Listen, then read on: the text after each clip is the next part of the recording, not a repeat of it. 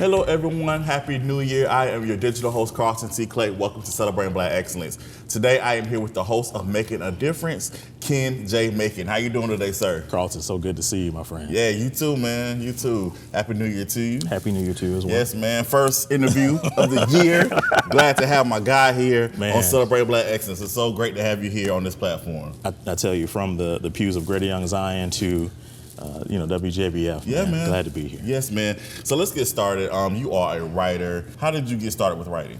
Well, let me say I'm excited actually to be sitting here with you in 2024. I've been a writer now for 20 years. Mm-hmm. So this is my 20th year in journalism. Got started modestly enough over the Aiken Standard as a freelance sports writer. And so went from the Aiken Standard to the Metro Courier, did a stint with the Augusta Chronicle, and started freelancing about 3 or 4 years ago. Okay. And jumped on with I did a piece for ESPN's Anscape. Anscape is a subsidiary of ESPN. Okay. And so working with ESPN, working with the Christian Science Monitor, very recently started working with MSNBC.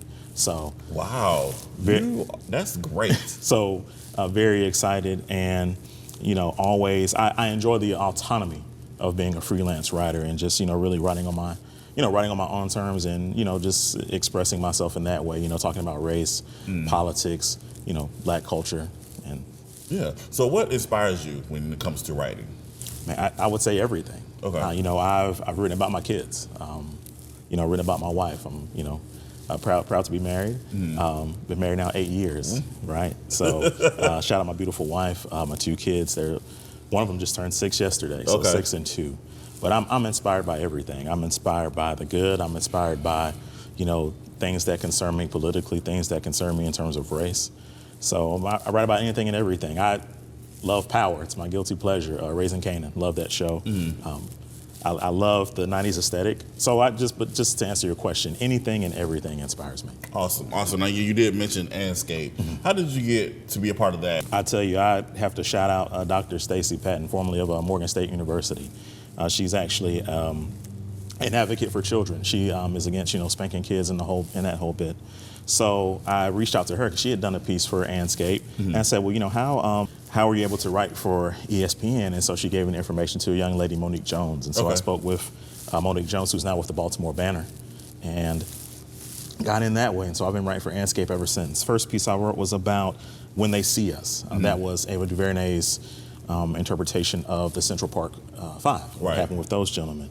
And and shout out Dr. Salam. Dr. Salam is a city councilman now in Harlem. So to imagine going from, what happened, with, it was a witch hunt, to now, being someone who's in a position of public service. But that's how I got started, and I've been with Anscape ever since. Okay. Awesome. Now, again, you mentioned ESPN. Yes, sir. And you had your interview, The Paradox of Juneteenth and the Black Athlete. Oh, man. First of all, that's awesome. That's dope. Thank you ESPN. For that. How did that come to happen? Another great story. So Eric Horn, he's my editor over at Anscape.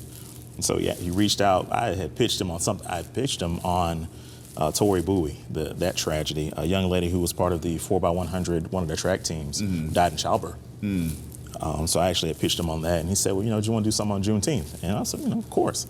And so wrote that piece up, and then, that was published online.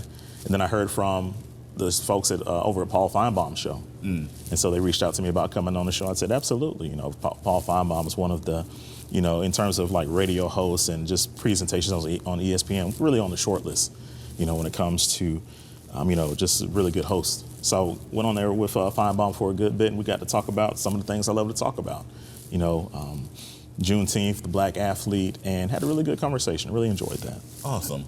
Now, how has, doing your podcast, doing your writing, everything, how has that had an impact on you, like as far as the impact that you've made on the culture? Sure.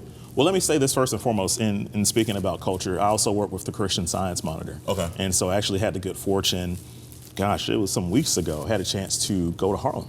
Okay. To kind of review the Harlem Renaissance. I did a walking tour, really enjoyed that experience. And so I'm hoping to be working with them here in a very near future as a cultural commentator. Okay. As it relates to writing and podcasting, how has it impacted me personally?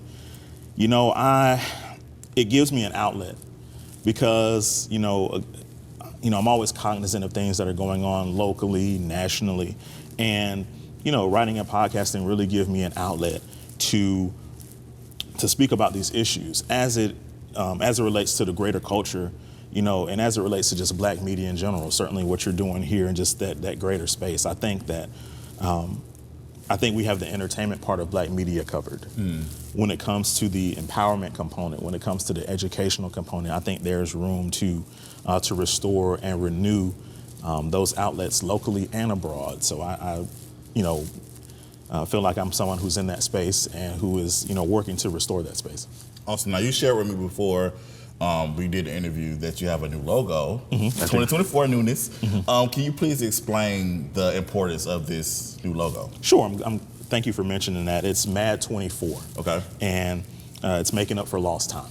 And that's a play on my name, of course, Ken Makin.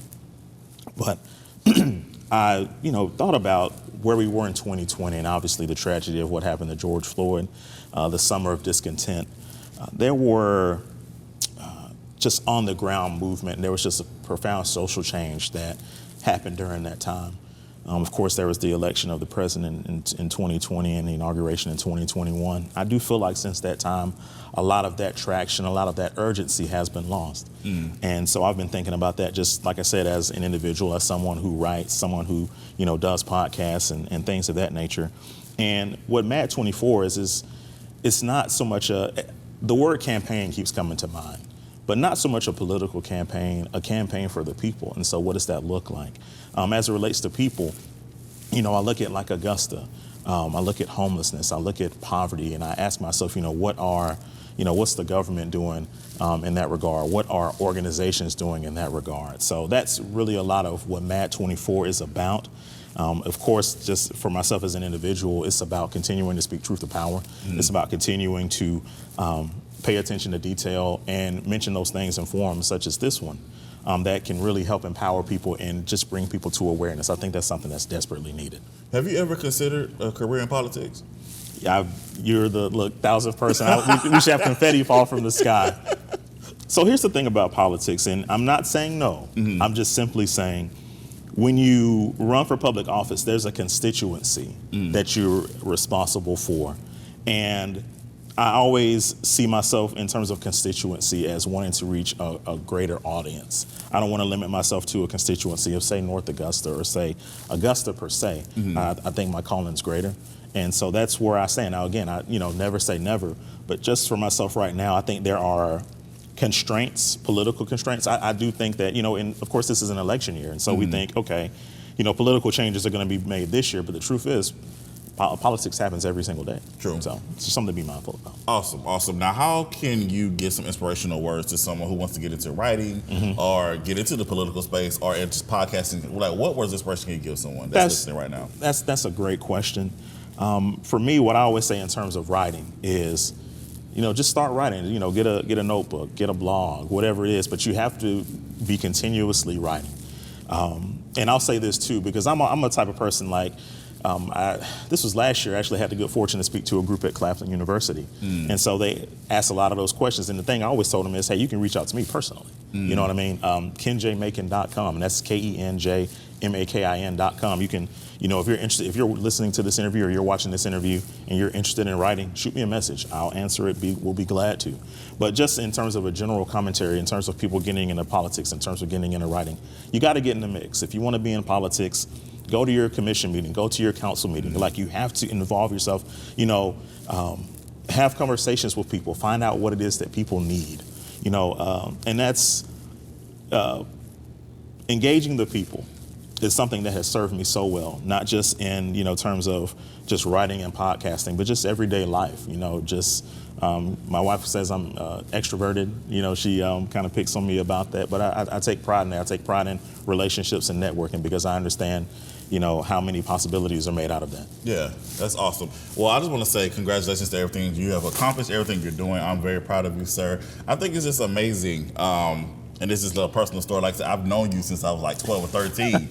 And so just amazing just to see the progression that you've made in life and the impact that you've made on everyone, not just locally, but just nationally. And of course, I believe internationally as well. So, man, congratulations to everything you got going on. It's funny to me how people will come to me and say, hey, you need to meet this guy named Kim Makin. And I'm like, okay. I've known this since I was 12, but that's cool. If you want to make the introduction, that's awesome. But no, man, I'm so grateful that you chose to be my first guest of 2024. So thank you for being here so much. Hey, man, likewise. Much success to you. Always good to see you. Yeah, hey, of course. Now, you mentioned it before, but can you mention again? People want to reach out to you. Absolutely. Follow your journey. How can they do so? Best way to do it, I would say kenjmakin.com. From kenjmakin.com, you can find my Facebook, Twitter pages, so on and so forth. Ways to support what we're doing in terms of just locally. I'm really excited about this year.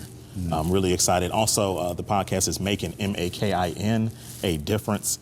It's available on Spotify, wherever you get your podcasts. Awesome. Well, thank you so much again, Ken, for being here. We definitely appreciate you, and we applaud you for everything that you're doing. Likewise. You take care. All right. Everyone, I am Carlton T. Clay. This is Celebrate Black Excellence. We celebrate Black excellence every day. Have a good one.